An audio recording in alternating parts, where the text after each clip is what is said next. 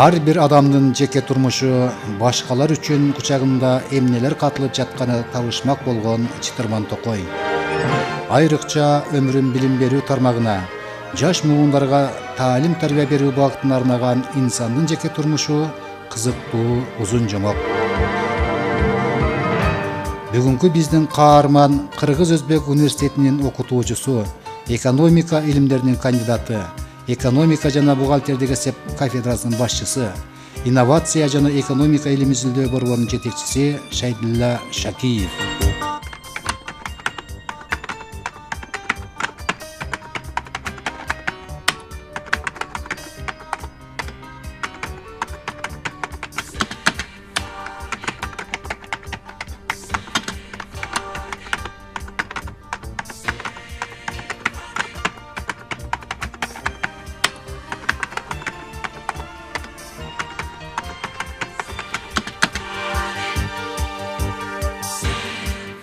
Каарманыбыздын чейрек кылымга жакын өмүрү Кыргыз-Өзбек университети менен тыгыз байланышта болгондуктанбы, жаштык күндөрүндө алган тарбиясынан уланбы, Айтор иш ордуна таң атпай келүүнү адатка айландырып алган.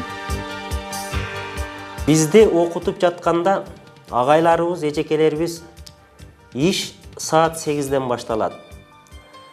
Эгерде иш саат 8-ден башталса, 7-ден сага башталыш керек деп үйрөтүшкөн.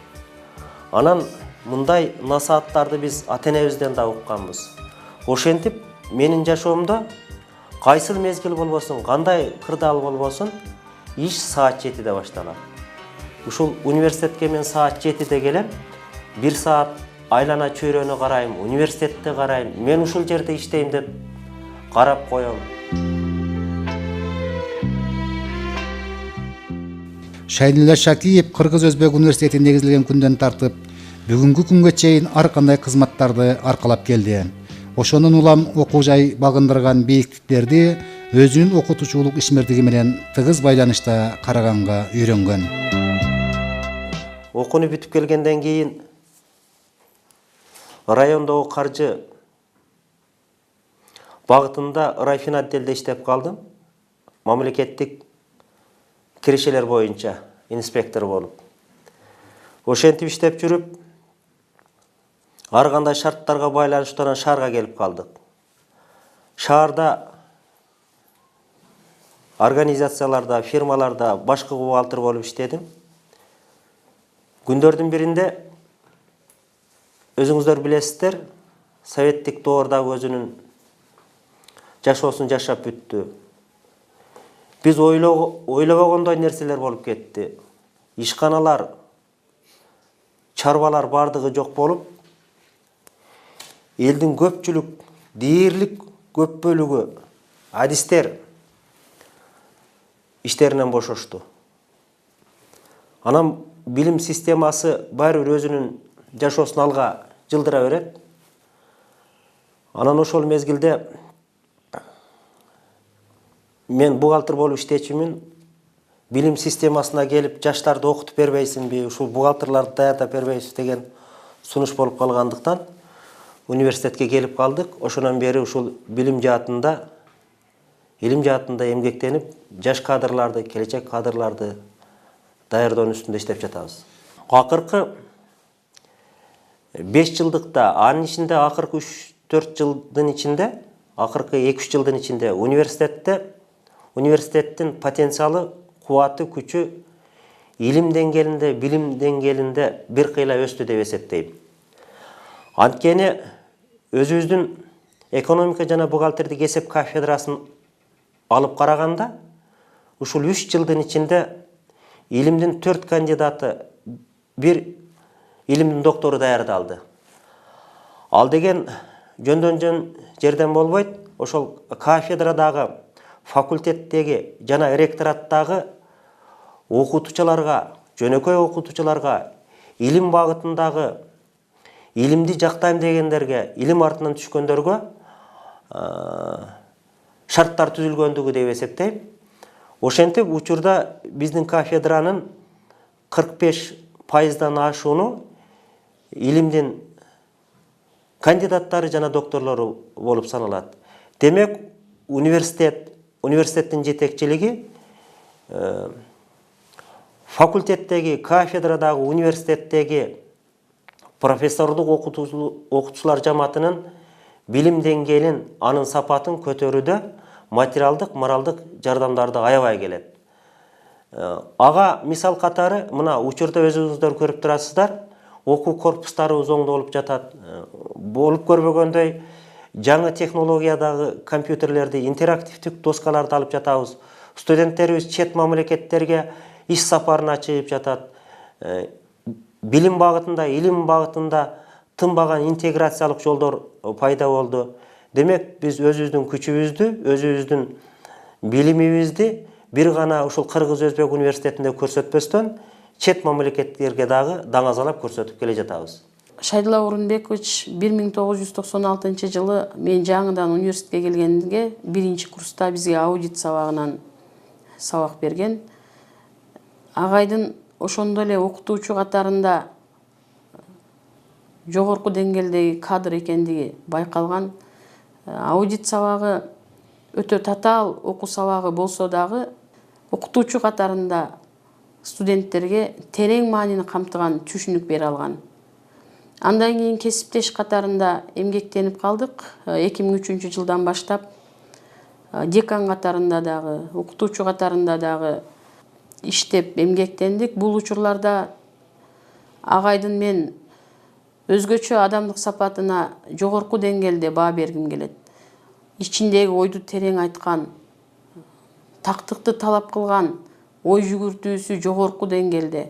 Анын ичинде кандай коомчулукка кандай маанини бергиси келген болсо, так таамай бетке айтып көрсөтө алган инсан катарында белгилегим келет. Окутуучулук кесипке өмүрүн арнаган адамдын бош учуру болбойт. Анткени ал заман талабына жараша изденип, өзүнүн үстүнөн талбай изденүү жолуна түшкөндө гана эмгегинин үзүрүн көрөт. Мен ойлогондой, окутуучулук, мугалимдик кызмат ары оор, ары жоопкерчиликтүү иш экенин даалым менен сезип, билип жүрөм. Мен эмне жоготтум жана эмне алдым деген суроону ар дайым өзүмө берем. Мүмкүн ушуга чейин чарбаларда же болбосо мамлекеттик ишканаларда иштегенде өзүбүздүн билимибизге жараша чоң-чоң кызматтарда иштеп калмакпыз. Же болбосо депутат болмокпуз. Бирок максат ал эмес болчу. Ушул 20 жылдан ашык жогорку окуу жай тутумунда иштегенимде канчалаган экономика багытындагы бухгалтерлерди, экономисттерди, менеджмент багытындагы башкаруучуларды тарбиялап өстүрдүм. Кыргызстан гана болбостон, мурдагы Советтер Союзунун курамына кирген бардык өлкөлөрүндө ушул биз окуткан, айрыкча бухгалтердик багытта окуган бүтүрүүчүлөрүбүз бар. Мейли Өзбекстан болсун, мейли Тажикстан болсун, Казакстан, Россия болсун, Түркменистан болсун, Россия болсун, кыскасын айтканда биздин бүтүрүүчүлөр дүйнөнүн 4 тарабында эмгектенип жатышат. Демек, мен мугалим болгонума арданбайм, ага сыймыктанам. Себеби дегенде мени ушул менин бүтүрүүчүлөрүм аркылуу дүйнө тааныды деп эсептейм. Окумуштуу окутуучунун тапкан байлыгы, татыктуу билимге болгон студенттери, жашоосунун жыргалы да, кубанычы да жаштарга жеткиликтүү билим, таасирдүү тарбия берген учурлары болуп эсептелет. Өзүнө тиешелүү болгон экономика багытындагы мамилелерди ишке ашырууда, студенттерге билим берүүдө потенциалы кадр катарында жогору экендигин баса белгилегим келет.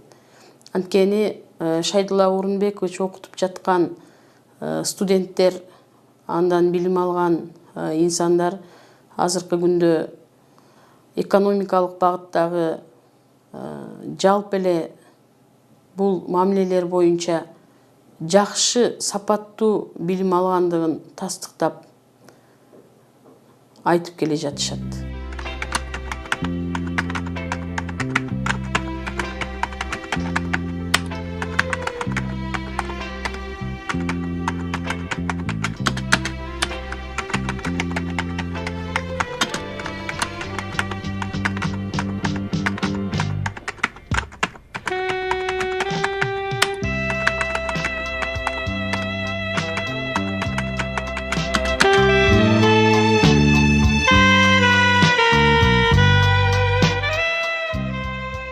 Каарманыбыз чейрек кылымга тете өмүрү тыгыз байланышта өткөн Кыргыз Өзбек университетинде окуу жайда эмгектенген эмгек жамаатында өзүнөн ажырата албай турган бир бүтүндүк катары карайт. Демек, университет менин сыймыгым. Университет менин тирегим. Университет аркылуу биз тааныдык. Университет аркылуу Шакиев инсан катары, окумуштуу катары таанылды. Университет аркылуу ушул үй бүлөнү багып жатабыз. Университет аркылуу досторду таптык, тааныштарды таптык, билиштерди таптык. Демек, университет чындап эле менин тирегим. Окумуштуу Шайдулла Шакиев илим ишмер деген чыгармачылык дүйнө менен тыгыз байланышта алып жүргөн инсан. Бул дүйнөлүк адабиятта, анын ичинде кыргыз адабиятта, советтик адабиятта мен окубаган адабият, поэзия китептери дээрлик жок эсе деп эсептейм. Анан ушул акындардын, жазуучулардын ырларын, чыгармаларын окуп жүрүп, мага эргүү шыктануу жаралат. Ал биринчиден, экинчиден ушул менин тага журттарым арасында ушул ырга жакын, таятабыз ырга жакын, тайнебиз ырга жакын адам болгон экен. Менимче ушул ген боюнча өтсө керек. Учурда ушул жалгыз калган учурларда, эргүү келген учурларда чиймелеп баракат түшүрүп коебуз. Учурда бир 600га жакын ырларым бар. Ал кандай деңгээлде жаралды, ал кандай сынга ээ болот, азырынча ойлоно элекмин. Бирок ырларды окуп, шыктануу жаралып, өзүмө өзүм сыймыктанып койгон учурлар кездешет. Чыгармачыл адамдар убана пейил болот дейби, башкачаракта пейилдери. Илхам келип калса, үйгө аябай сонун мамиле кылат бардыгыбызга. Илхамы келбей калса, күп түшүп жатып алат. Эч ким менен сүйлөшкүсү келбейт. Анан бул киши бирөөгө карап, бирөөнүн немесине карап дагы неме кылбайт. Ыңгайына карап, шартына карап, өзүнүн мындай өзгөчө бир татаал мүнөзү бар.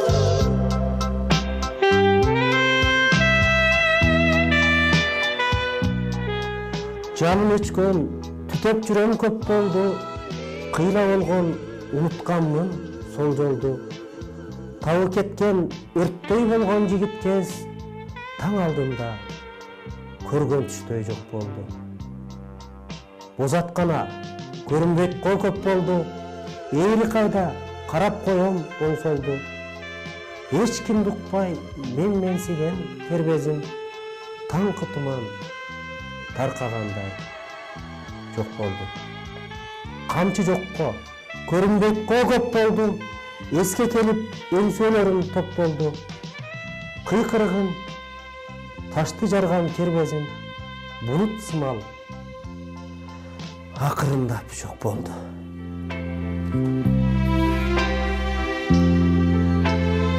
Мунун ырларын окуп, жакшы жагын өзүмө белек катары алам.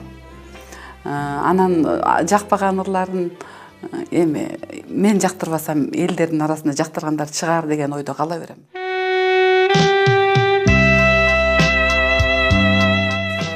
Андай эс алуу дегенге көңүл эле бура бербейт, бирок билим эле дейт. Кыздарына ошо көңүлдөгүдөй канаттана турган билим алып беришине аябай аракети жакшы. Анан сыймыктанат кыздар менен. Кыздар чет мамлекеттерге көп барат. Ошол неме боюнча барып келди. Женщина в исламе деген темада экинчи кызыбыз конкурстан өтүп Шри-Ланкага барып келди. Анан ушул феминизм боюнча азыр Киевде, Украинада жүрүт, Львовдо. Экинчиси ошондой. Анан улуу кызыбыз болсо Данияга барып келди өзүнүн жумуштары боюнча. Турцияга барды, көп мамлекеттерде болуп келишти.